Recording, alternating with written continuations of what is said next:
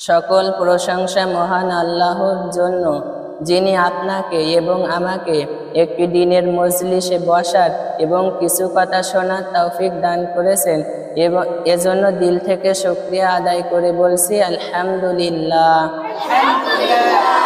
অসংখ্য অগণিত দুরূদ আমাদের প্রাণপ্রিয় নেতার প্রতি।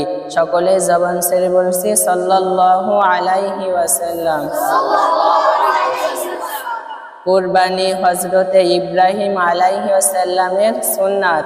তিনি তার প্রাণপ্রিয় পুত্র হযরতে ইসমাইল আলাইহিস সালামকে আল্লাহর নির্দেশে কুরবানি করতে নিয়ে গিয়েছিলেন। কুরবানির ফজিলত। কুরবানির পশুর শরীরে যত পশম থাকে, প্রত্যেকটা পশমের বিনিময়ে এক একটি করে নেকি পাওয়া যায়। কুরবানির দিনে আল্লাহ তাআলার কাছে সবচেয়ে বড় ইবাদত হলো কুরবানি করা। কেউ নিজের পশু নিজে জবাই করা উত্তম। সে যদি নিজে জবাই করতে না পারে, তবে জবাইয়ের সময় পাশে থাকা ভালো। মহিলাদের ক্ষেত্রে পর্দার ব্যাঘাত ঘটলে যাওয়ার দরকার নেই।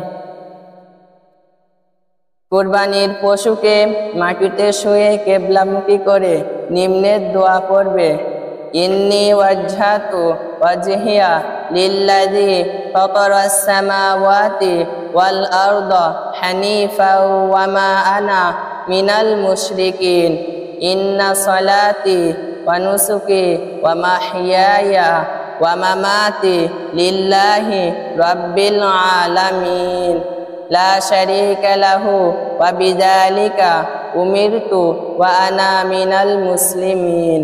আল্লাহুম্মা মিনকা ওয়া লাক। বিসমিল্লাহি আল্লাহু আকবার বলে জবাই করবে।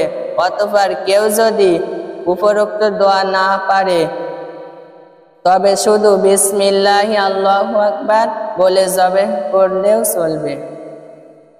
আল্লাহ পাক আমাদেরকে বুঝে আমল করার তৌফিক দান করুক।